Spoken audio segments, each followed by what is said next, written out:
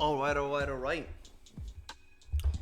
Your reigning, defending Super Bowl champions got absolutely embarrassed and basically castrated on national television in prime time, 34-17, by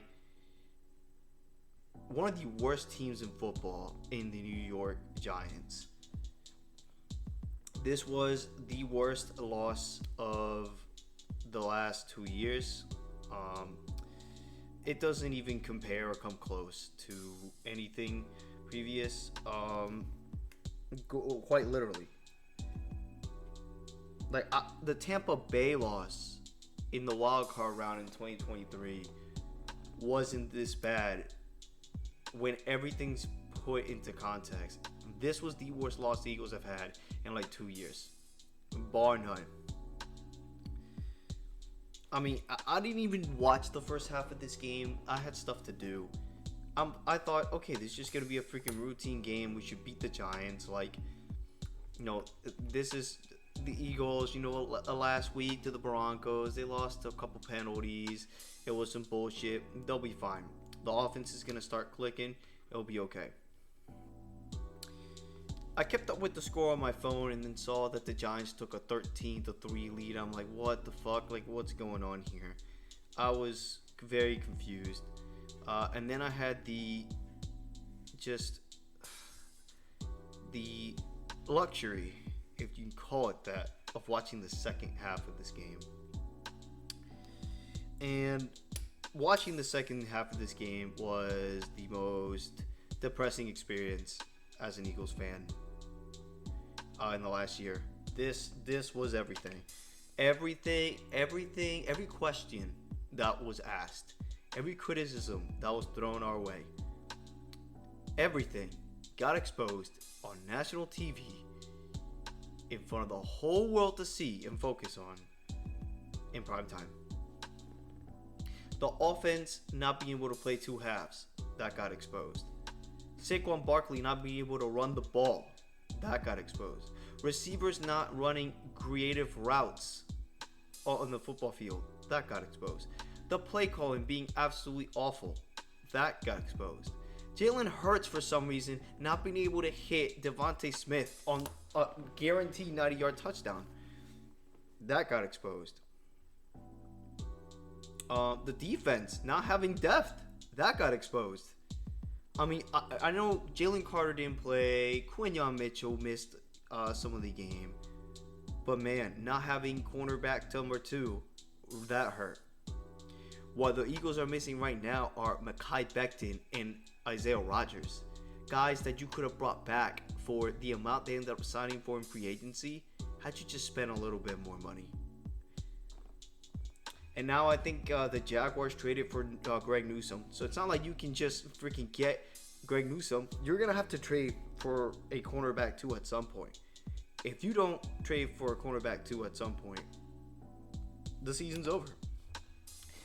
Congratulations to the Giants. The last game, it felt like the Broncos didn't win the game. It felt like the Eagles lost last week. They lost the game last week. They let the game slip out of their fingers last week against the Broncos. That's what it felt like.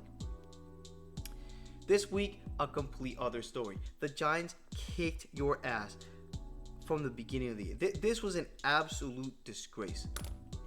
And from beginning to end, the Giants literally were better than you in every aspect. They were able to force you into 3-and-outs and punts. They were able to move the ball on your defense.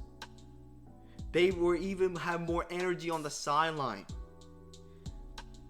There was no energy in the Eagles sideline as they were getting their ass kicked.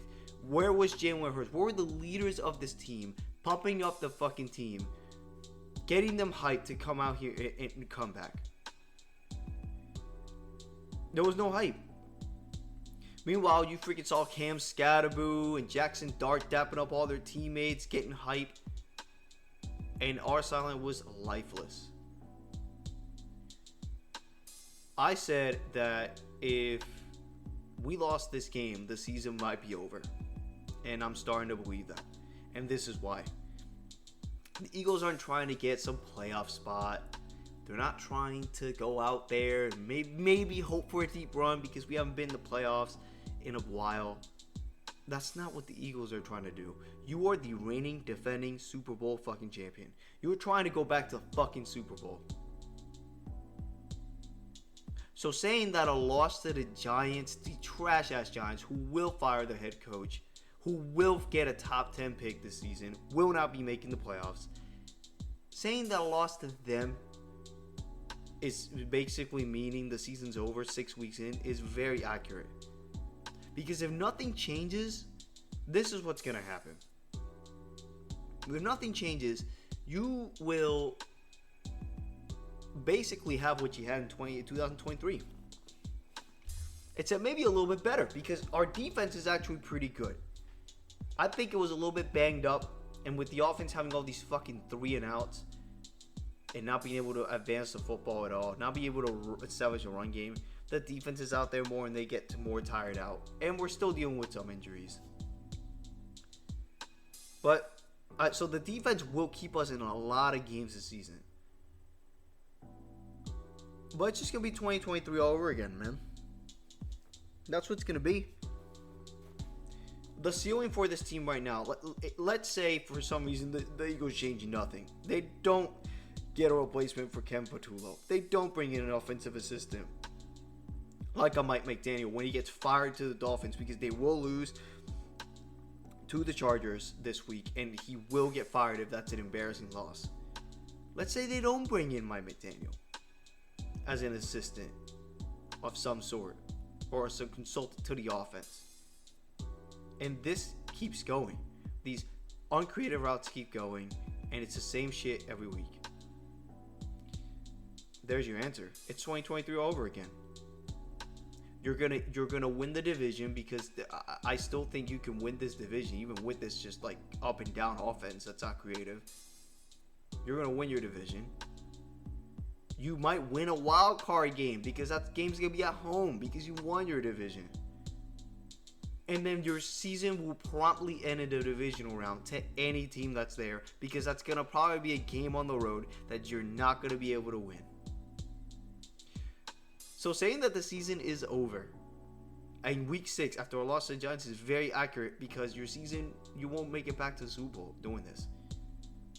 If you keep doing the same shit that you're doing now, you will not make it to the Super Bowl. You will get to the playoffs. You might get lucky and win a wild card game. You will not win the Super Bowl. It's not going to happen. You won't go back. Howie Roseman needs to get a solidified corner number 2 to line up across from Mitchell. And Ken Patullo needs to get replaced somehow. He's not going to get fired. They didn't fire Brian Johnson in 23. What's going to happen most likely is what happened to Sean Desai in 2023. They're going to bring in some kind of consultant. Hopefully it's Mike McDaniel. And they're going to ease him in. You had the Vikings and Giants again coming up. You need to eke out those wins. Then you get a bye week. And then after you eased him in, then Patullo's going to be demoted. He'll still be the OC, but he won't be the OC. Just like Matt Patricia replaced Sean Desai as the DC. But it's going to be, hopefully, Mike McDaniel instead. And that's the only way you can save this season. If Ken Patullo is your offensive coordinator for the rest of the year, the season's over, like I said. If you don't get AC cornerback to start and line up across from Mitchell, the season is definitely over. You might not even make the playoffs. Nah, I think you can still make the playoffs into the scale stuff. You might even win the playoff game if you don't get another corner. Bottom line is, changes need to be made. They need to be made fast. You have 10 days in between now and the Vikings game. If the Eagles lose the Vikings game, you're not making the playoffs. I think they will beat the Vikings and you will beat the Giants at home, because that won't be a fucking short week and it's going to be at home. These 2 games are must wins. If you lose any of these, the season's even more over than it is now. But they need to make changes and they need to happen fast, because if they don't happen fast, it's over.